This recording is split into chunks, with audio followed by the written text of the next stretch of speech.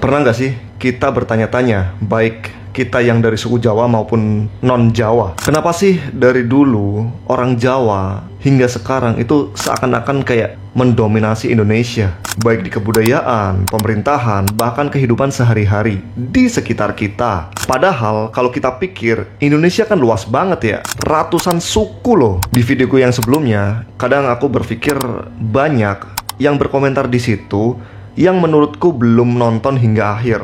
Kenapa? Karena komentarnya itu malah menyudutkan dan menjadi pertikaian. Padahal di video itu aku nggak sama sekali membahas tentang adu domba atau kebencian ya. Tapi dalam video ini aku pengen bahas tentang kenapa sih orang Jawa pantas disebut pribumi.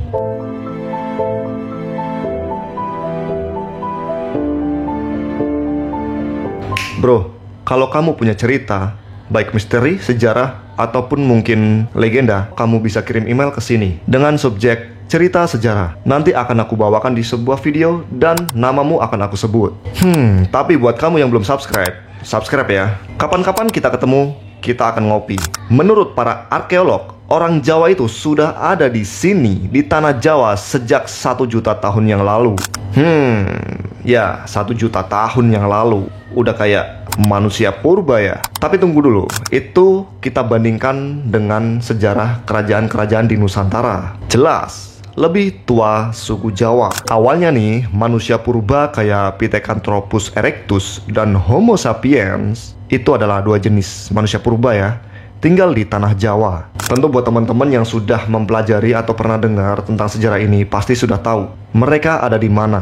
Tepatnya sekitar Lembah Bengawan Solo dan kaki Gunung Lawu. Tanahnya bagus, ada sungai, ada ikan, pokoknya subur banget lah buat bercocok tanam. Tapi terus Gunung Lawu meletus besar-besaran.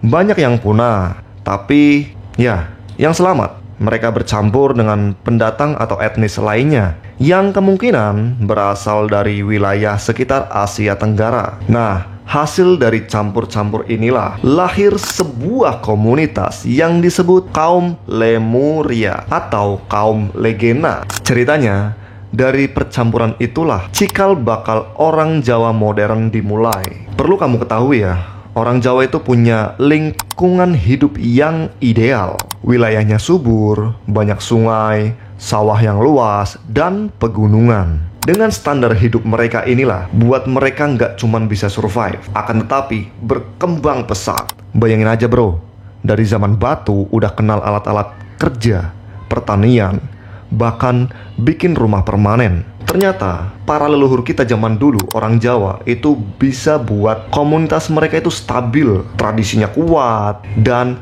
sistem sosial yang rapi. Kalau bandingkan dengan sekarang,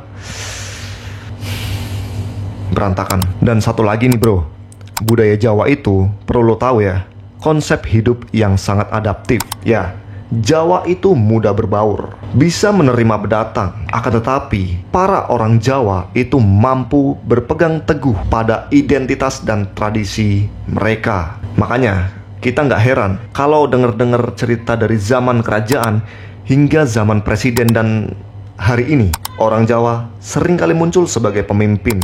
Hal ini bukan karena pilih kasih, akan tetapi karena dari dulu sudah punya akses ke pendidikan, pusat kekuasaan, dan budaya tulis. Itulah kenapa unsur-unsur orang Jawa bisa mendominasi hingga saat ini. Dan kita tahu ya, di Pulau Jawa itu banyak kota-kota besar seperti Jakarta, Jogja, Surabaya, Semarang, Solo. Kota-kota tersebut jadi pusat pemerintahan, pusat ekonomi, sampai pusat budaya. Dan ternyata itu sudah berlangsung selama berabad-abad lamanya. Bro, mohon maaf nih, orang Jawa mampu mendominasi bukan karena privilege-nya, tapi karena orang Jawa itu atau suku Jawa sudah eksis dari zaman dulu hingga sekarang. Suku Jawa punya budaya yang kuat, hidupnya di wilayah yang strategis, dan orang-orang Jawa tahu caranya untuk hidup bertahan dan berkembang. Tapi ingat ya, dominan bukan berarti paling hebat, karena Indonesia itu kaya keberagaman. Dan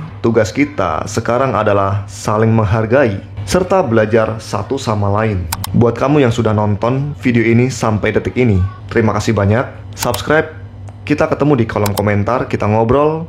Sampai jumpa di video-video berikutnya.